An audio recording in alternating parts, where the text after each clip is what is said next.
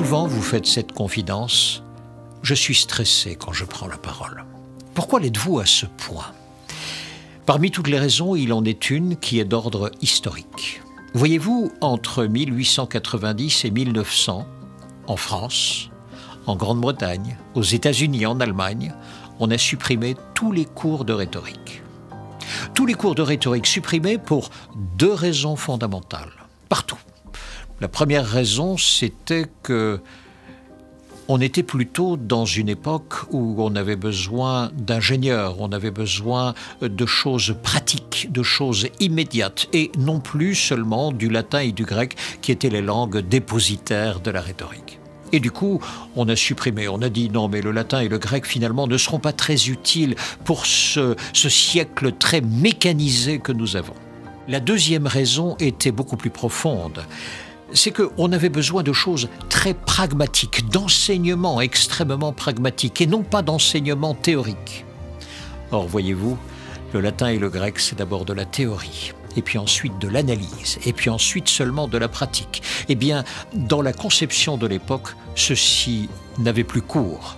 Voilà pourquoi les cours de latin et de grec et de rhétorique qui étaient associés ont été soit réduits, soit supprimés, au même moment dans tous ces pays-là. De telle sorte que les cours de rhétorique qui avaient existé depuis 25 siècles et dont bénéficiaient toutes les générations les unes après les autres, depuis 120 ans en France, ils n'existent plus.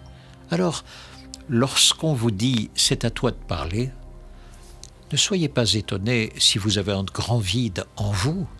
Personne ne vous a jamais appris comment on parle. Plus personne n'a jamais appris à quiconque comment on parle, c'est-à-dire comment on exprime une idée, comment on argumente cette idée, comment on explique que c'est finalement l'idée la plus belle du monde, et puis aussi comment on réfute les arguments adverses, c'est-à-dire comment on dit que penser autrement, c'est mal penser.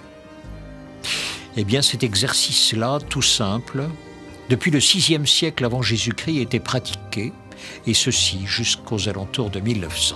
Lorsque nous prenons maintenant la Grande-Bretagne, dont les universités telles qu'Oxford et Cambridge, ils ont remis en place les cours de rhétorique. En Allemagne, il y a une chaire à Tübingen qui a été instaurée, mise en place dans les années 70, à l'initiative d'un professeur amoureux de la rhétorique, et petit à petit, les lettres de noblesse sont revenues. Aux États-Unis, dans les prestigieuses universités, Yale, Princeton, là aussi, mais vous voyez, ce sont des cursus pour élite. On a remis en place la rhétorique. En France, pratiquement nulle part. La seule tentative, et il faut l'applaudir, c'est au niveau du bac. On dit désormais aux prochains candidats au baccalauréat, attention, vous aurez une épreuve orale, vous devrez venir expliquer ou exprimer une idée et vous devrez la défendre devant jury. J'espère qu'ils réussiront.